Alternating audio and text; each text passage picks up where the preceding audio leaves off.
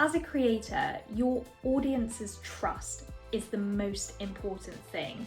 It's your currency, and if the trust with your audience is broken, you don't have a community anymore. So I think it's really important for a creator and a brand's moral and ethical views to be aligned, and that once that's set and a creator and a brand has set boundaries, that both parties don't push on those boundaries. What's also really important is that what is being offered in exchange is of equal value, and I think that harbours long relationships of respect and great content being made together.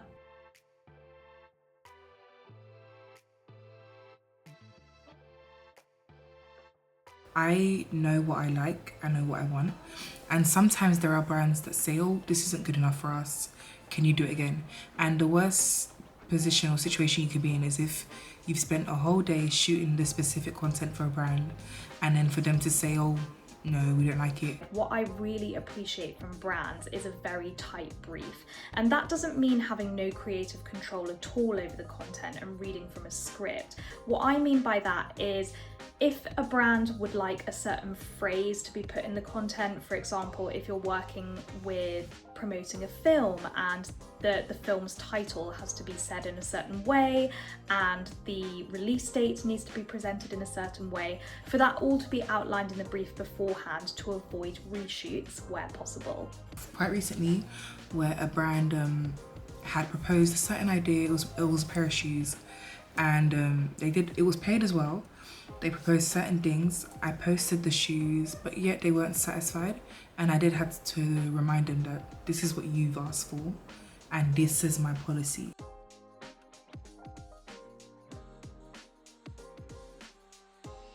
Number one is Kurt Geiger. I love their bags, their accessories, their shoes. They're quite high-end, so to be able to collaborate with a brand of such status, quality, diversity has been one of my favorites.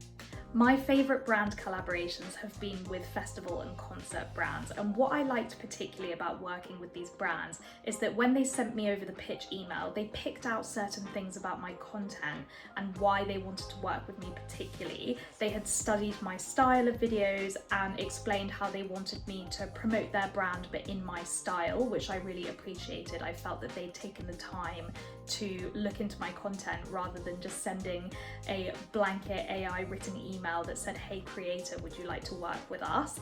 I also really liked working with Sea Tickets particularly because they gave me a voucher to choose a concert of my choice to review rather than giving me a prescriptive concert to go and see. I think it's really difficult as a creator to be approached by a dream brand to promote something that you're not particularly interested in, because you want to work with the brand and want to have a long relationship with them, but it's really difficult and quite dishonest to promote something as a creator that you're not particularly interested in, and I think that really shows in the content as well.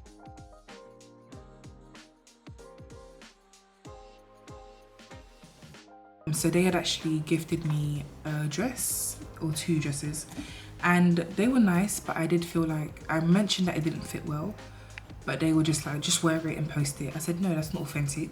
So if a brand's moral and ethical practices do not fit with my own, then I can't in good conscience say yes to working with that brand. So for example, I would never personally work with a fast fashion brand, particularly one that has a very poor public record of workers' rights. I also consider the political climate of the time when thinking about my brand collaborations. So recently I was contacted by a bar chain whose premises simulate a prison, and this was during the time of the rise in ICE raids in America, so I couldn't take that brand collaboration because I didn't think that it was appropriate content to create at the time.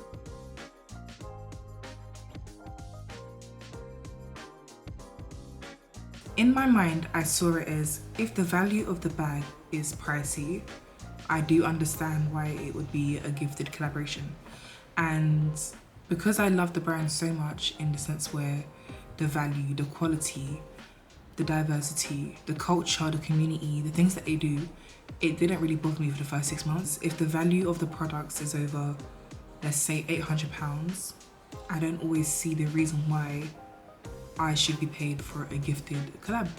But nowadays, I don't approve gifted collabs. Everything is paid. So yeah.